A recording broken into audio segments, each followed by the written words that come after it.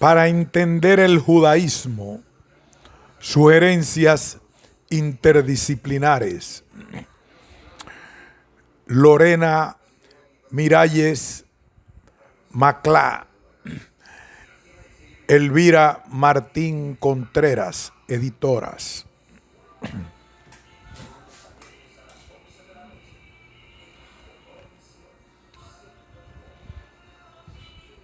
Granada.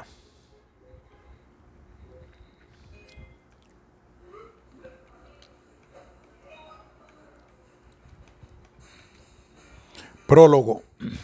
Para entender el judaísmo, sugerencias interdisciplinares es un resultado de un proyecto cuyo punto de partida se encuentra en el seminario Enfoques Multidisciplinares para entender el judaísmo, celebrado en Granada durante los días 25 y 26 de octubre de 2010. La idea de dicho seminario estuvo motivada en todo momento por el afán de hacer más visibles las múltiples facetas que ha experimentado el judaísmo a lo largo de sus 3 milenios de historia y los recursos humanos que tiene la universidad y los centros de investigación españoles para lograrlo. Hoy podemos acercarnos al judaísmo desde distintas perspectivas, desde las llamadas lenguas judías, hebreo, arameo, sefardí, yiddish, y desde las modernas, las lenguas europeas, a través de las tradiciones y sus influencias en las culturas del entorno, desde el arte, los estudios sociológicos y antropológicos, la teología, etc. En este sentido, nuestra intención ha sido ofrecer un amplio abanico de posibilidades para abordar este universo tan rico y en cierta manera tan desconocido. Las sesiones del seminario se distribuyeron en 2 días. El primero dedicado a las literaturas hebreas y judías, donde se trataron cuestiones relacionadas con los mitos, los cuentos y las leyendas del pueblo de Israel, y un segundo día centrado en la historia, la sociedad, la cultura y las ciencias judías. A su vez, cada uno de los días se estructuró en 3 sesiones que abarcaron la vida del judaísmo desde sus orígenes hasta nuestros días, la antigüedad, la Edad Media y la modernidad. Además, las sesiones se inauguraron con una conferencia ofrecida por la profesora Sultana Wahnon sobre la Shoah en la poesía española de posguerra, y se clausuraron con otra conferencia del profesor Natalio Fernández Marcos acerca de la Biblioteca de Alejandría, con el fin de dar cabida a una discusión más intensa. Se originó una mesa redonda moderada por la profesora Aurora Salvatierra Osorio sobre el mito de la creación, donde se hizo patente la influencia de dicha tradición a lo largo de la historia, y en la que los participantes confrontaron las numerosas variantes e interpretaciones que el relato conoció. Los objetivos de esta propuesta consistieron, por un lado, en contribuir al diálogo entre los especialistas que se dedican al estudio del judaísmo en sus más diversas manifestaciones, y por otro, brindar a los interesados en este ámbito un marco de referencia desde el que poder acercarse a algunas de las sugerencias más atractivas que en este momento ofrecen la investigación y la docencia españolas. Debido al interés generado durante el seminario, se buscó la manera de difundir los temas y los aspectos que allí se abordaron entre el público más amplio, entre los estudiantes y todos aquellos que en un futuro tengan la intención de acercarse a este apasionante mundo. Así, elaboramos una propuesta de publicación que fue acogida de buen grado por la editorial de la Universidad de Granada, dando lugar al presente libro. Si bien los materiales que componen este libro parten de las conferencias dictadas, el contenido ha sido reelaborado y completado de forma que lo que nació como referencias se ha convertido en útiles instrumentos de docencia y en artículos de alta divulgación. Las aportaciones de los estudios han sido distribuidas en 3 bloques, atendiendo hasta donde ha sido posible a un criterio cronológico: el judaísmo en la antigüedad, en la Edad Media y la modernidad. También las conferencias inaugural y de clausura se han convertido en artículos y se han incorporado a la sección correspondiente. Dada la interdisciplinariedad de este libro, hemos creído oportuno seguir una serie de pautas intentando respetar los deseos de los autores y los criterios de la editorial, en especial en lo que afecta a la forma de citar y a las transcripciones. Las referencias a las obras y a los autores se han recogido enteras. Así, se prefiere la citación completa a las abreviaturas. Por ejemplo, Génesis en lugar de GN, únicamente cuando el especialista especifica el uso de la determinada abreviatura. Para todo su artículo se ha mantenido su elección. En cuanto a la bibliografía que acompaña a cada artículo, la forma de citar una obra ha dependido del uso que se haya hecho de ella. Es decir, en unos casos se ha optado por la preferencia al autor del original y en otros por el traductor o editor. Fundamentalmente lo que ha predominado ha sido facilitarle al lector una rápida localización. Con la intención de que este libro llegue al mayor público posible, decidimos renunciar al uso del alfabeto hebreo y en otras pocas ocasiones donde se ha empleado el alfabeto griego, las frases o palabras se suelen acompañar de su traducción.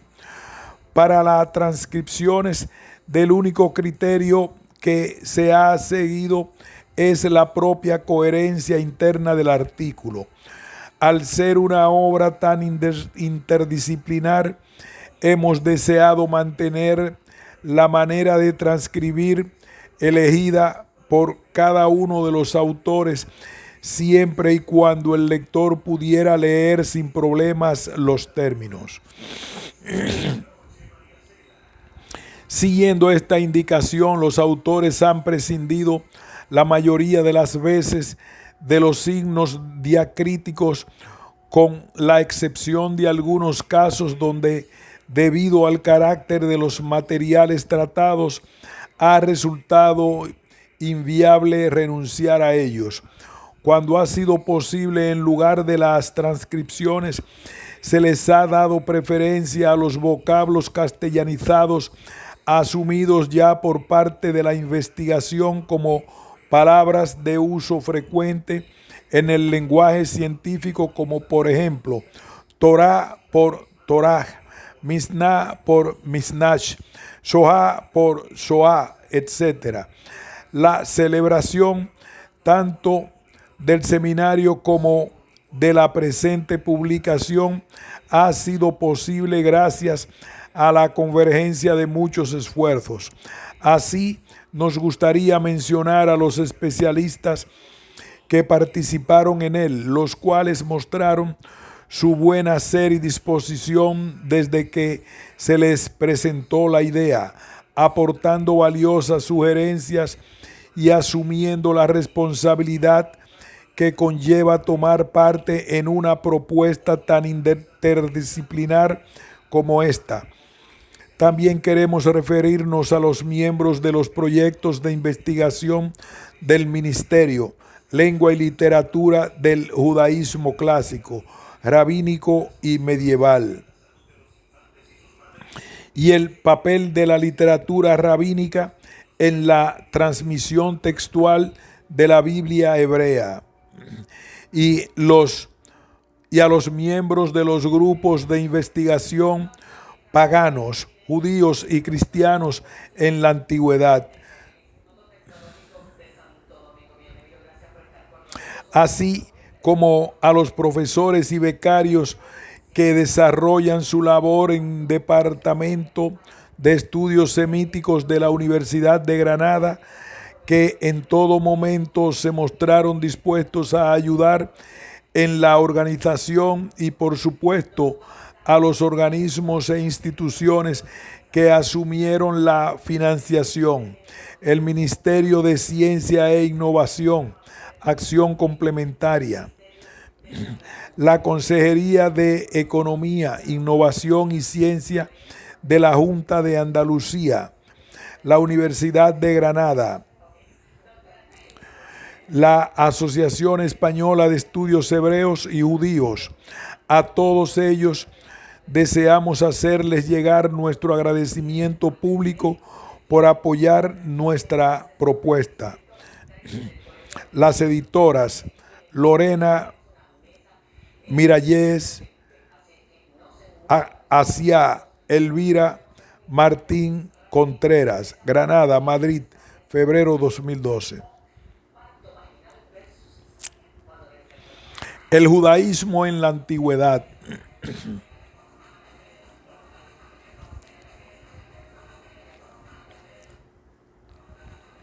El pueblo de Israel y otras tradiciones del Próximo Oriente Antiguo.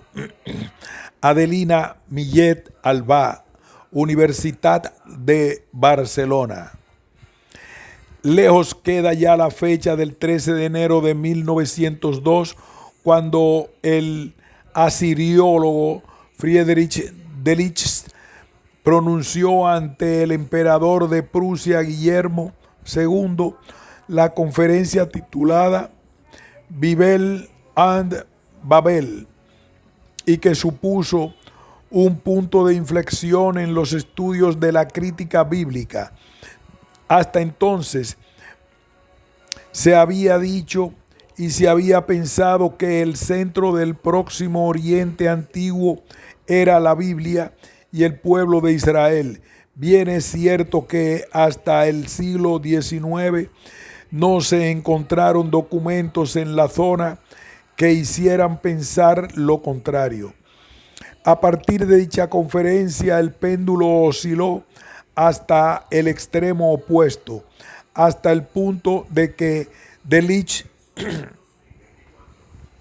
afirmara que todo aquello que se había atribuido al pueblo de Israel por haber escrito la Biblia se tenía que atribuir de hecho a los babilonios: monoteísmo, valores religiosos, elevación moral, etc.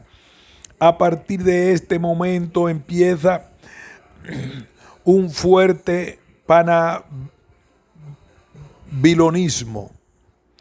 A partir de este momento empieza un fuerte panbabilonismo. Como siempre, la verdad no se encuentra en ninguno de esos dos extremos, sino en una posición más o menos intermedia.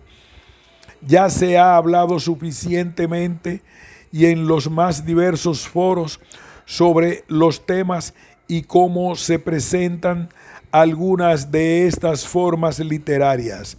Me gustaría en esta ocasión abordar la cuestión desde el punto de vista más cotidiano, desde la documentación que atañe a la praxis diaria y no tanto desde los grandes y elevados topos literarios. Abordar este asunto desde esta perspectiva es posible, sobre todo gracias al descubrimiento de los textos escritos en escritura cuneiforme y en lengua acadia, encontrados en el yacimiento sirio de Mari, la actual Tel Hariri. La particularidad y hasta diría que la originalidad de la documentación de Mari es que esta permite ver una experiencia humana concreta en su propio contexto, con las palabras propias de los propios protagonistas que describen estas experiencias, mostrando un carácter tan complejo como el que resulta de una investigación etnológica moderna. Durant, 1998. ¿Cuáles son, pues, las relaciones entre la documentación de Mari y el texto bíblico? En el momento de poner en relación la documentación primaria de la época amorrea de Mari y las tradiciones bíblicas, no se trata en absoluto de establecer una relación histórica entre los dos corpus documentales. La documentación de Mari muere hacia 1762, era antes de la era cristiana, en el momento en que las tropas de Hammurabi de Babilonia prenden fuego al palacio de Mari y los archivos quedan bajo las ruinas durante 4000 años. Por otro lado, cualquiera que sea el momento, en el primer milenio, más pronto o más tarde, en el que se compone el texto bíblico, está claro que sucede con independencia de los textos de Mari y de los textos de época amorrea en general. Sin embargo, resulta evidente que podemos establecer entre ciertos textos bíblicos y los documentos de época amorrea de Mari y de otros lugares una relación a nivel humano. Documentos de temática idéntica. En Mari es posible aislar situaciones en las que el momento histórico es muy claro, no solo diciendo que los hechos son reales y ciertos, sino que además en algunos casos se puede incluso dar la fecha, el mes o incluso el día en que estos tuvieron lugar.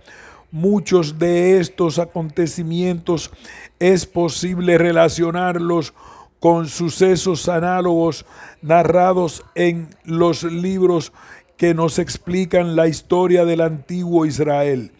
Estas narraciones que encontramos en la Biblia representan, al contrario de lo que sucede con la documentación de Mari, fragmentos novelescos o pintorescos en los que el carácter ejemplar queda subrayado precisamente por su recurrencia.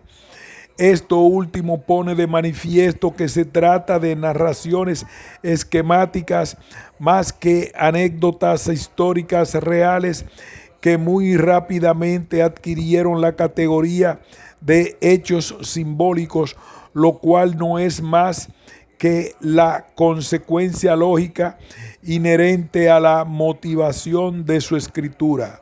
Durant, 1998. Algunos ejemplos de temática idéntica son los que a continuación se presentan. La hospitalidad hacia el extranjero en Mari y en la Biblia. Una de las características principales de la documentación amorrea es la intensa circulación de personas, pero también las trabas y limitaciones que existen, sobre todo la estrecha vigilancia bajo la que se encuentra el extranjero cuando pasa por ciertos lugares fuertemente cerrados sobre ellos mismos, hostiles y con poca permisividad. En la Biblia encontramos pasajes ciertamente muy conocidos que tratan un tema desconcertante para nosotros, el de Abraham e Isaac cuando se instalan en tierra extranjera y deciden presentar a sus mujeres como hermanas suyas por miedo a ser asesinados. En el libro del Génesis tenemos hasta 3 versiones de esta situación. Todas ellas serían duplicadas las unas de las otras. Génesis 12:20. Hubo hambre en aquella región y Abraham bajó a Egipto para estarse allí porque el hambre se había agravado en la región. Cuando estaba para entrar en Egipto, dijo a su mujer Sarai: mira, yo sé que eres una mujer muy bella. En cuanto te vean los egipcios, dirán, es su mujer, y me matarán a mí y a ti te dejarán con vida. Así que, por favor, di que eres hermana para que se me trate bien gracias a ti y por consideración a ti. Respeten mi vida. Efectivamente, cuando Abraham entró a Egipto, los egipcios vieron que la mujer era muy bella. Los oficiales del faraón que la vieron se la elogiaron mucho al faraón y la mujer fue llevada al palacio. Por consideración a ella, el faraón trató bien a Abraham, que recibió ovejas, vacas y asnos, siervos y siervas, camellos y asnas. Pero Yahvé castigó con grandes plagas al faraón y a su casa por lo de Sarai, la mujer de Abraham. Génesis 12:10. De allí Abraham partió hacia el Negev. Se detuvo entre Cades y Sur y se instaló como huésped en Gerar. Abraham decía que su mujer Sara era hermana suya, y entonces Abimelech y el rey Gerar mandó que le trajeran a Sara. Pero Dios visitó a Abimelech en sueños de noche y le dijo: mira, que vas a morir a causa de la mujer que has tomado, porque es una mujer casada. Abimelech no se había llegado a ella. Dijo: Señor, ¿qué vas a matar también a gente inocente? ¿No me dijo él que era hermana suya? ¿Y no dijo ella también que él era su hermano? Yo hice esto con buena conciencia y manos puras. Y Dios le respondió en el sueño: sí, sé que has hecho esto con buena conciencia. Por ello te he impedido pecar contra mí y no te he dejado tocarla. Y ahora devuélvesela a ese hombre. Él es profeta. Él intervendrá por ti para que vivas. Pero si no la devuelves, ten en cuenta que morirás sin remedio con todos los tuyos. Abimelech se levantó de madrugada y llamó a todos sus servidores. Les refirió lo ocurrido y a ellos les entró mucho miedo. Después Abimelech llamó a Abraham y le dijo: ¿qué es lo que nos has hecho? ¿En qué te ofendí para que acarreases sobre mí y sobre mi reino un pecado tan grande? Eso que has hecho conmigo no se hace. Y añadió: ¿qué pretendías al obrar así? Abraham respondió: es que pensé que seguramente no había temor de Dios en esta tierra y me matarían a causa de mi mujer. Génesis 21. Hubo hambre en el país, otra distinta de la primera que hubo en tiempo de Abraham, e Isaac se fue a guerrear donde Abimelech, rey de los filisteos. Yahvé se le apareció y le dijo: no bajes a Egipto, quédate en el país que yo te indicaré. Vive como forastero en este país, yo estaré contigo y te bendeciré, porque a ti y a tu descendencia daré yo esta tierra, cumpliendo el juramento que hice a tu padre Abraham.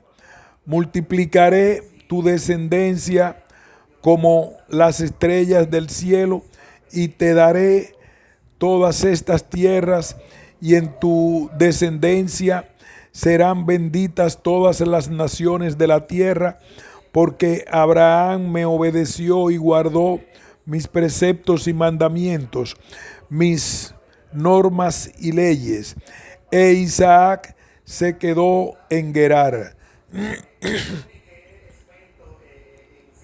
Las gentes del lugar le preguntaban si Rebeca era su mujer, y él respondía que era hermana suya, pues tenía miedo de decir que era su mujer. Podrían matarme, pensaba, los hombres del lugar a causa de Rebeca, porque era muy bella. Llevaba ya un tiempo entre ellos cuando un día Abimelech, rey de los filisteos, mirando por una ventana, vio que Isaac estaba acariciando a su mujer, Rebeca. Entonces Abimelech mandó llamar a Isaac y le dijo: no hay duda de que es tu mujer. ¿Por qué dijiste que era tu hermana? Respondió Isaac: porque pensé que tal vez me matarían por causa de ella. ¿Por qué nos has hecho esto? Dijo Abimelech: por poco hubiera dormido cualquiera con tu mujer y habrías traído sobre nosotros pecados. Génesis 26:1. Resulta interesante poner en paralelo con estas tres anécdotas bíblicas esta historia de época amorrea, Durán, 1998. Dos hombres de Numa y un hombre de Nurugún, que venían de Dumatún, habían seducido a dos mujeres y les dijeron: venid, sed nuestras esposas. Ellos traían consigo 2 asnos, fueron al río, 3 bencimalitas, uno de Ichamna y 2 de Imarán. Los vieron a orillas del Labur, se pusieron a apacentar sus rebaños con ellos. Durante la noche acamparon en un bosquecillo. La misma noche, estas abominaciones de Dios, los bencimalitas, los mataron por debajo de la región de los campos y se llevaron a las dos mujeres y los asnos y querían venderlos. La carta continúa explicando que los cadáveres de los tres hombres fueron encontrados a la mañana siguiente y el hecho fue comunicado a la autoridad local. Podemos ver que no hay problema para identificar a los malhechores ni a sus víctimas. Todo el mundo sabía dónde acampaban, cuántos eran y qué hacían por esos lares, así como la identidad de los agresores y la causa de la agresión. Que los tres hombres estaban casados con dos mujeres no deja lugar a dudas por la fórmula: venid, sed nuestras esposas. Exactamente al contrario de la fórmula de divorcio. Por lo tanto, queda bien clara cuál es la relación de los cinco personajes. Esto es, estaban casados legalmente. El tema concurrente de estas historias, tanto las bíblicas como las que nos cuenta este texto de Mari, es que el extranjero que entra en un territorio no resulta automáticamente beneficiado por las convenciones que protegen la comunidad local. El extranjero era susceptible de ser robado y agredido sin poder encontrar posteriormente ayuda por parte de la autoridad local. El deseo de posesión de la esposa de alguien no es otro que el deseo del bien más precioso de cualquier hombre: el asesinato del marido, que agrava el rapto de la esposa legítima. Emana del hecho de que parece existir un tabú universal que podría haber protegido a las mujeres casadas, sin duda por parte de la divinidad, tal y como se aprecia en los relatos de la Biblia. Y solo había un modo de poseerla, que era que cesara de su estado de mujer casada mediante la muerte del marido. El episodio de Rahab de Jericó. Continuando con el estatus del extranjero y su acogida en grupos diferente al suyo y del destino que a veces le está reservado, es también interesante comparar el episodio narrado en la carta y lo que se cuenta entre Rahab de Jericó y Josué. En las dos historias encontramos el tema del extranjero que llega a la casa de la mujer sin marido, a la que se le pide hospitalidad. Esto suscita la llegada inmediata de la policía del rey, evidentemente después de la delación por parte de los vecinos, cosa que demuestra que el extranjero está estrechamente vigilado y su presencia se nota con facilidad. La carta ARMT 27116 está escrita por el propio gobernador de Sagaratún para mantener la confidencialidad del asunto, por lo que su estilo resulta enrevesado y confuso. Durán, 1998.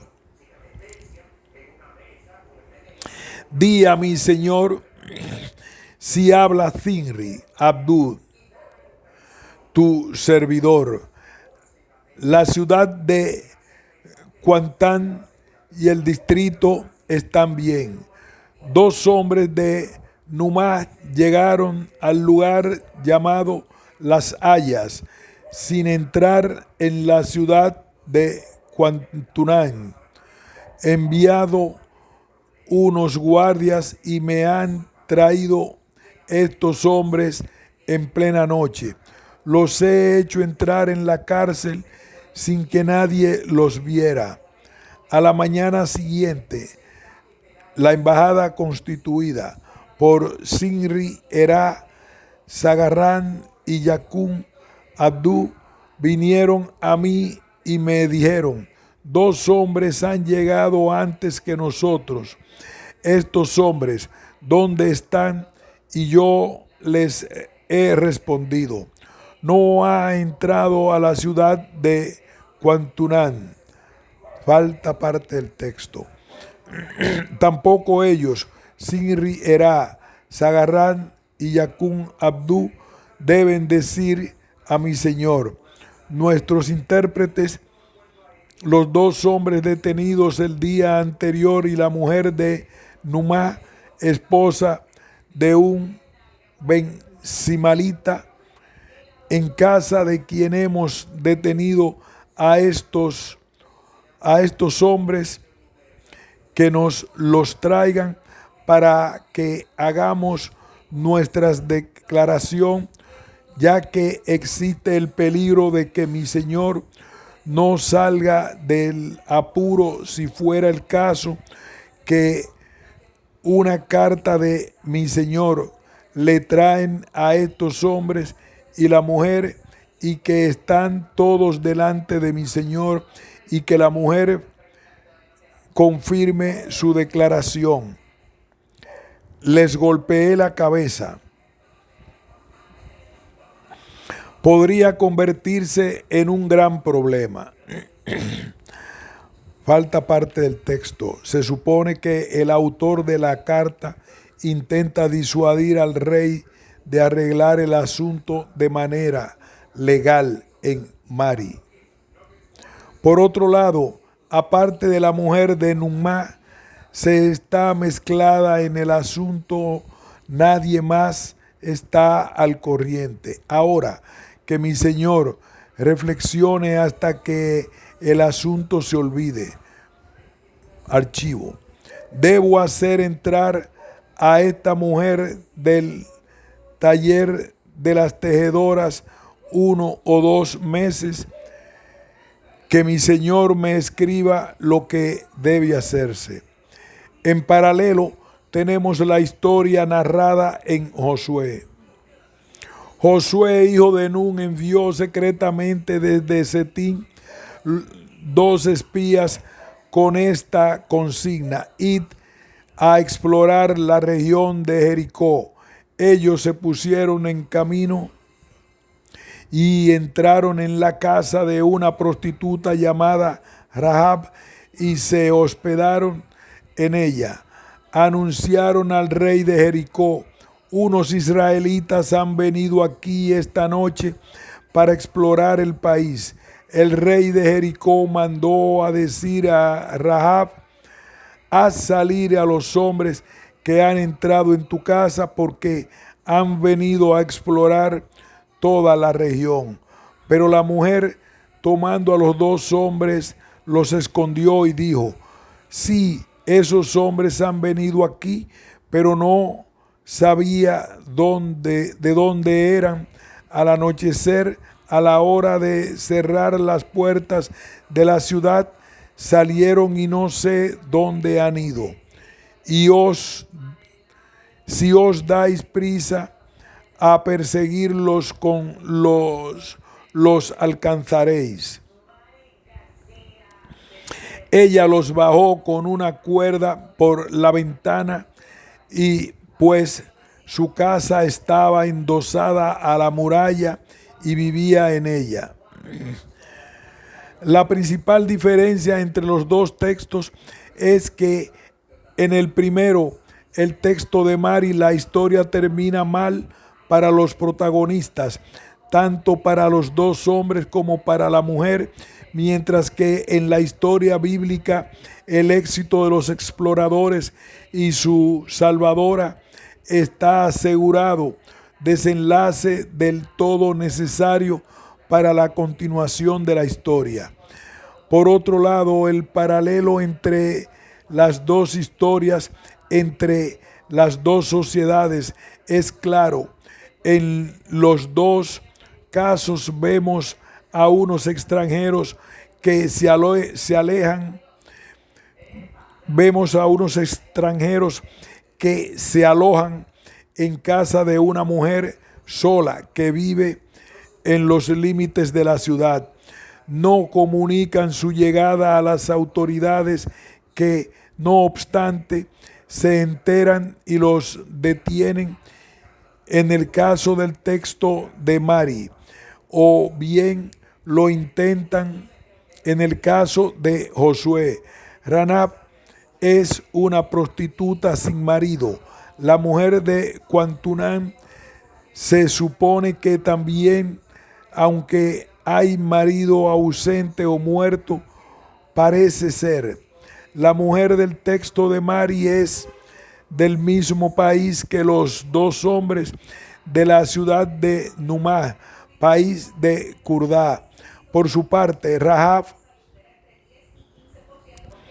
si no pertenece al mismo grupo que los espías, será cooptada ella y su gente por los israelitas que se asentarán en el país. En los dos casos encontramos la imagen idéntica de una comunidad cerrada que se protege contra el intruso, sospechoso de informar al enemigo, un tema omnipresente en los dos textos de Mari. Por lo tanto, debemos suponer que han conservado en las regiones occidentales del Próximo Oriente Antiguo una serie de recuerdos de tiempos antiguos bajo la forma de anécdotas. Nada nos impide considerarlos como historias reales al principio y que han sido transformadas con el paso del tiempo en esquemas de historias o tipos de situaciones que han servido de medios redaccionales para generar nuevas historias con ocasión de diversas ceremonias ligadas al recuerdo que podrían tener lugar con motivo de conmemoraciones rituales, aniversarios, duelos, etc. Un buen ejemplo de la antigüedad de las tradiciones de la Biblia está constituida por algunos de los nombres propios de los orígenes, como por ejemplo Abí-Ram o Jacob o Labán. Es interesante notar que estos nombres propios antiguos se caracterizan por ser formas más cortas que las de época amorreo. De los textos de Mari, por ejemplo, bien el teónimo ha sido suprimido, bien solo existe bajo la forma anónima de él, Dios. Las implicaciones teológicas de tal procedimiento son evidentes a partir del momento en que se instauran estrictas prácticas monoteístas. Ha habido sin duda en la Biblia una adaptación de una onomástica anterior. La epopeya de Nimrod. Cus engendró a Nimrod, que fue el primer poderoso en la tierra. Fue un gran cazador delante de Yahvé y por eso se suele decir gran cazador delante de Yahvé, como Nimrod.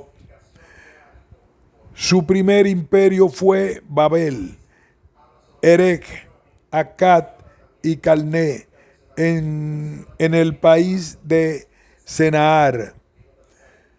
De esta región salió Asur, que edificó Nínive, Reyobotir, Calá y Resén, entre Nínive y Cajal, y es la gran ciudad. Génesis 10:8.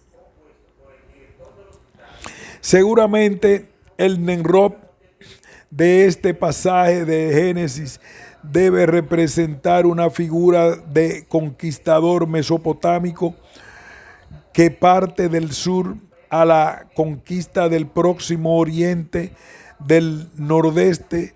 Se ha propuesto que la figura pertenezca a la época medio-asiria, ya que no es hasta ese momento cuando la imagen del rey cazador delante de Dios toma todo el sentido, ni durante la época amorrea en un sentido restringido, ni en época paleo-babilónica en sentido más general.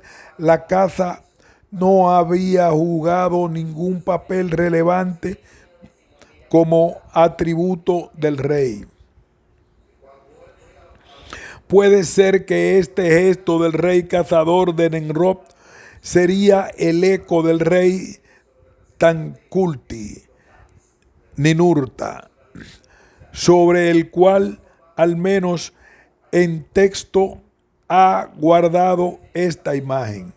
Sin embargo, en época medio asiria, las zonas citadas, Nínive, Azur, Calú, pretendidamente conquistadas por Nimrod, más bien formaban el corazón del reino, y es a partir de estas zonas donde se iniciaría la conquista.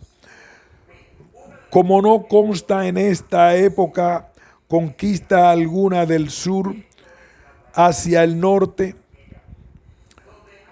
parece que la figura de Nimrod no significa nada históricamente, o bien la historia se remonta al final de la época amorrea.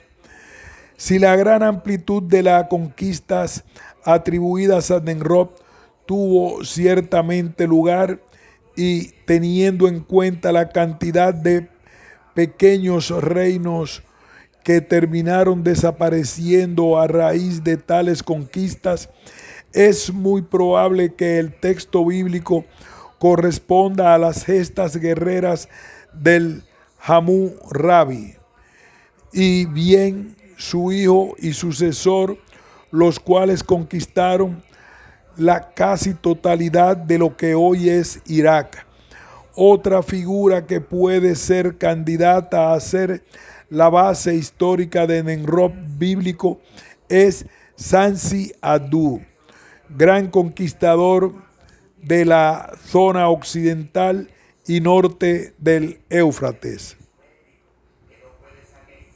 En este sentido, el análisis de algunos datos ofrecidos por el texto bíblico podría hacer descartar. En este sentido, el análisis de algunos datos ofrecidos por el texto bíblico podría hacer decantar la balanza hacia la candidatura de Sansi-Addu Reyobotir, que no debería interpretarse como las grandes plazas de la ciudad, Edward Dorme, ni tampoco como epíteto de Nínive, sino que se trataría de la ciudad de Ecalatum, los palacios de Rebetum, centro político, lo que de hecho era la ciudad de Ecalatum, capital del reino creado por Sansi-Addu. Ecalatum también era llamada la ciudad Alun-Ir. Reyobot-Ir ocultaría pues la ciudad capital. Resén podría ser identificada como Chubat Enlil, Chená, la otra capital de Sansi-Addu.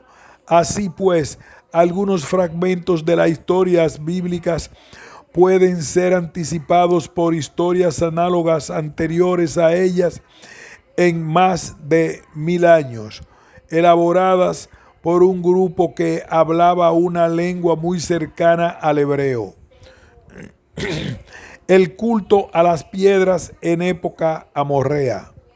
Se trata de analizar aquí una práctica religiosa importante y bien documentada en los textos de Génesis, Éxodo y Josué. En estos libros resuena el eco de ciertas prácticas sociales y religiosas bien atestiguadas por los textos de Mari, de época amorrea. Cuando se compara el conjunto de los corpora, es fácil constatar que el más antiguo, Mari, es el más complejo y el más diverso, mientras que el más reciente, la Biblia, muestra un empobrecimiento de las prácticas, así como signos evidentes de una degradación de la tradición. Los documentos de Mari han revelado un vocabulario que designa a las piedras y que no se encuentra en ningún otro corpus textual de la época. Se trata de las palabras Sicanum, Umunsum y Ramunhum. Cabe destacar que las dos últimas son muy populares durante la época amorrea, en tanto que aparecen como componentes de nombres propios. Sicanum. Ya en la documentación de Eva se encontró este término mediados del tercer milenio antes de la era cristiana. En lo que respecta a Mari, el objeto hay que relacionarlo con un betilo que los arqueólogos encontraron dentro del templo de Echtar en Mari, también del tercer milenio antes de Cristo.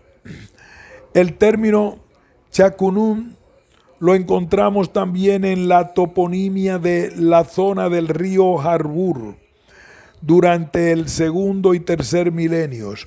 Se emplea también en el culto de Emar, ciudad situada en el curso medio del Éufrates en el siglo XIII antes de la era cristiana.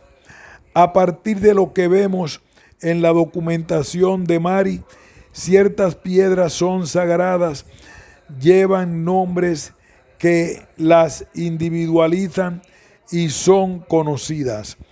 Esas piedras se encuentran en el lugar preciso y no pueden ser movidas. En Las Cun, cerca de la actual Jaleville y en la región de Sagartún. Estos Sicanum muestran que en Siria había lugares de culto al aire libre. Existe también un lugar llamado Sicanum Cha Dagan, Betilos de Dagan, donde se debían producir actividades culturales diferentes de las que se realizaban en el templo. Por el nombre debía de tratarse de un lugar al aire libre con piedras erigidas. El betilo encontrado en el templo de Estar de Mari y que hoy se halla en el Museo de Damasco muestra que se trataba de una representación anicónica y asexuada de la divinidad. Nos encontramos sin duda en un momento de la religiosidad de la zona donde habría habido un rechazo a humanizar la representación divina. Las representaciones divinas con forma humana existen en Mari, pero debemos suponer que se trata pues de una realidad importada y que no pertenece a la religiosidad propiamente amorrea, mariota. En la documentación de la Biblia, las Ma'bed también tenían como motivación servir como una representación anicónica de la divinidad y se utilizaban como soporte del culto. Debemos hacer notar que si bien en la Biblia no conocemos la forma Chikanun, esta noción corresponde sin duda a Ma'bed. El término debe interpretarse como piedra instalada y seguramente no se trataba de una instalación para siempre, sino que consistía en erigir una piedra o varias con motivo de una ocasión determinada, práctica que encontramos realizada continuamente por los patriarcas. Y levantándose temprano, Jacob tomó la piedra que había puesto por cabecera y la erigió a modo de estela y derramó aceite sobre ella. Génesis 28, 18. Jacob erigió una estela en el lugar de Dios que le había hablado, una estela de piedra sobre la que vertió una libación y derramó aceite. Génesis 35, 14. Humusum. Se trata de un monumento conmemorativo, ya sea de una batalla, de un acto violento o bien de una muerte. Se construye después de una batalla con el amontonamiento de hecho de cualquier cosa, no necesariamente de piedras. Se conoce un caso en el que Yudum-Lin, rey de Mari, después de una batalla, amontona troncos de árboles. Tal monumento se puede levantar como recuerdo de un difunto célebre como el Humusum conmemorativo del rey Ayalun, ARM, o el de Lahum Dagan.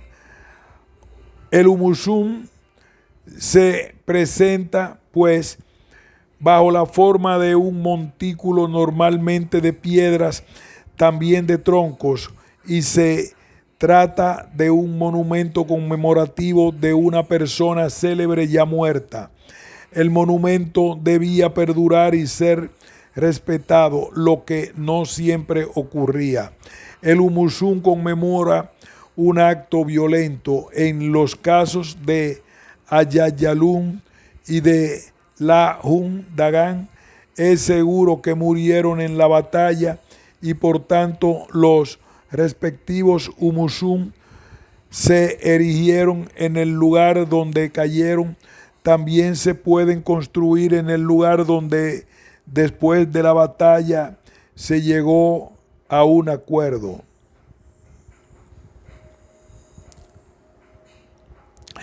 Aunque en hebreo no existe un término con este significado, es plausible proponer que la gran mayoría, si no todas las Mambat en hebreo, se corresponden con los Humusum de Mari. Ramún.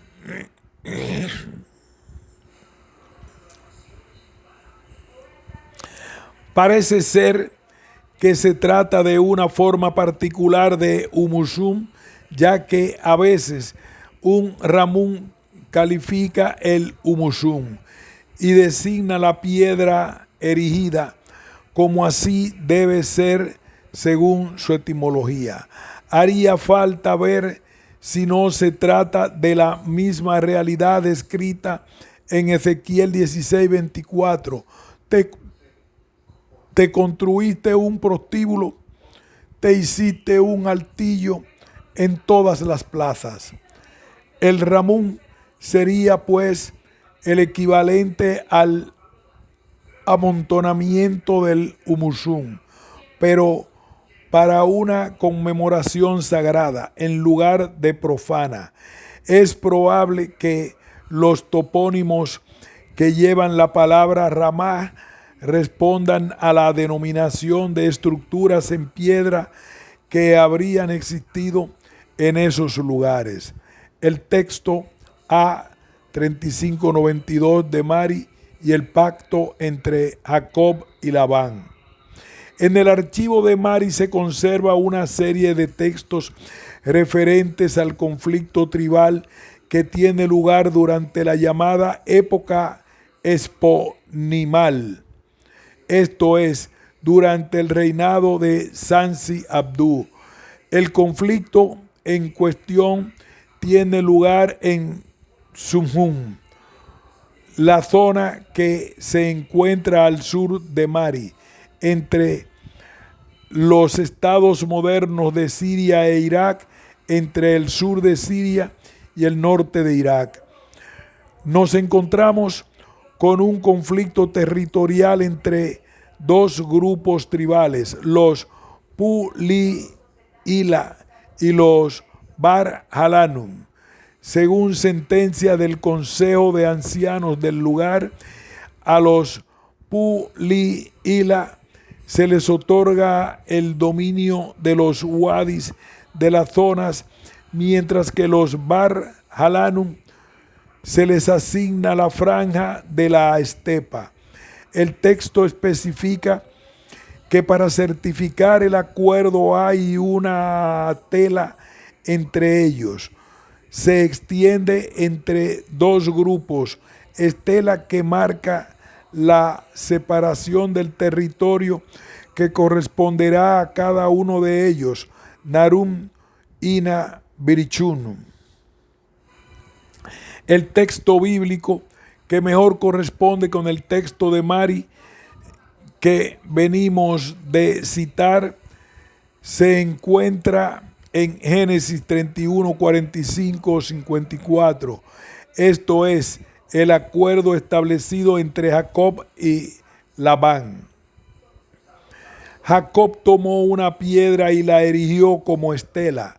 Dijo luego a sus parientes: recoged piedras.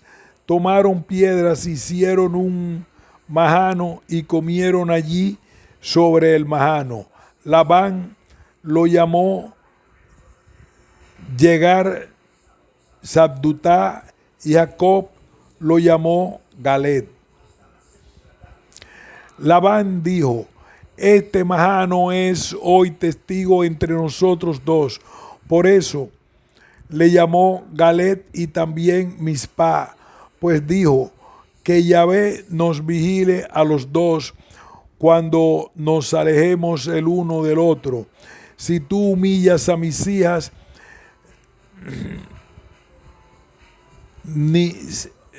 si tú humillas a mis hijas, si tomas otras mujeres además de mis hijas, también que nadie esté con nosotros que nos vea, sea Dios testigo entre los dos. Añadió Labán a Jacob: aquí está este majano y aquí está Estela. Añadió Labán a Jacob: aquí está este majano y aquí está Estela que he erigido entre nosotros dos. Testigo sea este majano y testigo sea esta Estela de que yo no he de traspasar este majano hacia ti, ni tú has de traspasar este majano y esta estela hacia mí para nada malo. El Dios de Abraham y el Dios de Nahor juzguen entre nosotros. Y Jacob juró por el padrino, Dios de su padre Isaac. Jacob hizo un sacrificio en el monte e invitó a sus parientes a tomar parte. Ellos tomaron parte e hicieron noche en el monte. Los paralelos con el texto de Mari parecen evidentes. 1. Se trata fundamentalmente de establecer un límite territorial entre dos grupos tribales estrechamente emparentados pero diferentes. Labán, el arameo; Jacob, el hebreo. 2. El monumento conmemorativo es doble, a la vez una piedra erigida. La estela seguramente anepigráfica y también un montón de piedras. Aunque el texto de Mari tratado aquí no nos presenta una estela y un humusum juntos, hay al menos otro texto de Mari donde estas dos realidades aparecen juntas. Tanto en el texto de Mari como en el texto bíblico hay un juramento por los dioses y un sacrificio.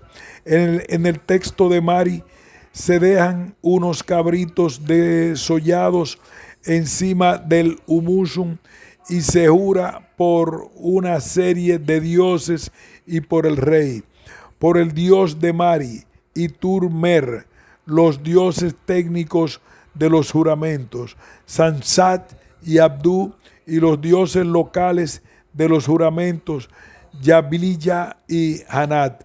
Según J.M. Durán, que ha estudiado la relación entre estos dos textos, la palabra que en todos los casos se suele traducir en la Biblia como testigo, aquí debería interpretarse como acuerdo, pacto, tratado entre dos partes.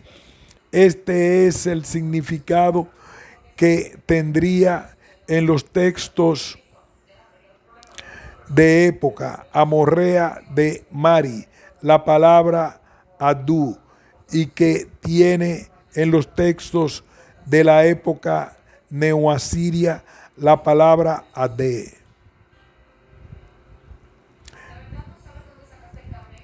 El número de esposas. Otra coincidencia entre un pasaje de la historia de los patriarcas y una costumbre establecida en época amorrea que no es bien conocida, sobre todo por los textos de Mari, es que los reyes de Mari pueden tener varias esposas y hasta varias concubinas, pero solo dos reinas. No hay duda que los patriarcas bíblicos se comportaban como reyes, pues son seguramente reyes o en todo caso jefes tribales. Jacob tiene dos esposas, como el rey Sinri-Lin de Mari o el rey Aya Samu de Ilan Sura. Este último casado casualmente con dos hermanas enfrentadas entre sí por la supremacía de una sobre la otra. Conclusión. Hemos pretendido demostrar que el propósito de comparar algunos fragmentos de la historia patriarcal de la Biblia o los orígenes bíblicos con una documentación mucho más antigua como es la de Mari puede ser legítimo y hasta enriquecedor. Creemos que existe realmente un hilo conductor que enlaza desde la civilización amorrea hasta estos recuerdos de la época hebrea. Si se me permite utilizar esta expresión, lo que sorprendería sería precisamente lo contrario en un mundo tan unido lingüística e históricamente. Fin de este ensayo.